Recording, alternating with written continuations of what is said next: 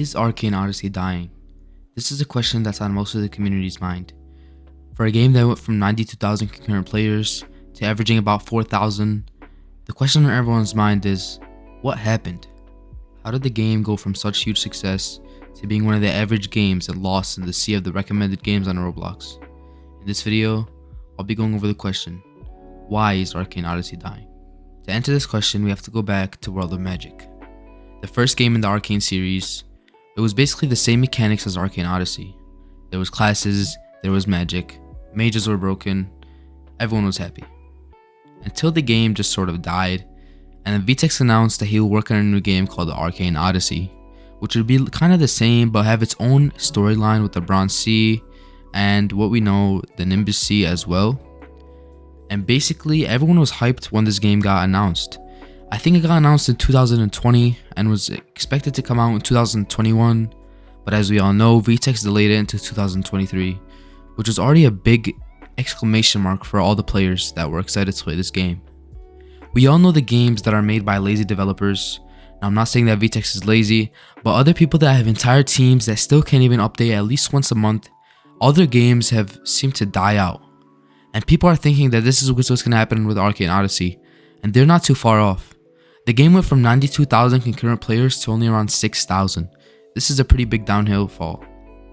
If you look at other games like Lumion Legacy, for example, a game that also took a long time to develop and came out late, and also has developers that only update about once a month, the game went from 82,000 concurrent players to only averaging about 1,000 2 years after the game's release, with very minimal updates coming out. The events all come out late, and all the updates always come out after what they're scheduled to come out on. I really hope Arcane Odyssey doesn't go down this slope, but I really feel like it will. The game is really fun, there's a ton of stuff to do, but with all the YouTubers that were trying to hop on the hype, there's really no content to make, and on Roblox, content creators are the most important part of your game. If content creators aren't enjoying it and no one's making content on it, then your game will fail. Kind of like other games that are really good in my opinion, but don't have enough content creators, so they just die out. Lumi Legacy is also a good example of a type of game like this. A lot of good content creators have switched up from this game and started playing other games like Project Slayers, Project Magetsu, Wisteria 2, and other games of that sort that update more often and have just more content that's coming out more often. The one thing that Roblox developers need the most are content creators. People think that content creators rely on developers, but it's actually the other way around. If a game has no content creators, then the game won't do good. And Arcane Odyssey has been doing kind of bad in this area of content creation. A lot of content creators have been switching to different games like Wisteria 2, Relseas, and people are getting excited for different games. The hype around Arcane Odyssey has died down, and the hype is growing for other games that actually seem promising. The hype around Arcane Odyssey has died down, and people are wondering what's going to happen with the future of the game. Now, I know a lot of people are going to say that Vtex is a solo developer, but if you say that, this is my response to you. It's cruel, but no one cares if Vtex is a solo developer.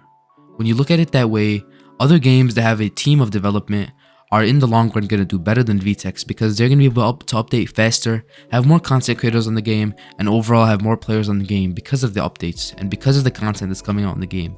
Vtex being a solo developer, obviously updating is going to be way harder for him, but that is not our problem. Now, I know I look at this as a content creator who focuses on Arcane Odyssey, so I really don't want the game to die. But if we're looking at it from a technical standpoint, the game will most likely die because Vtex is a solo game developer.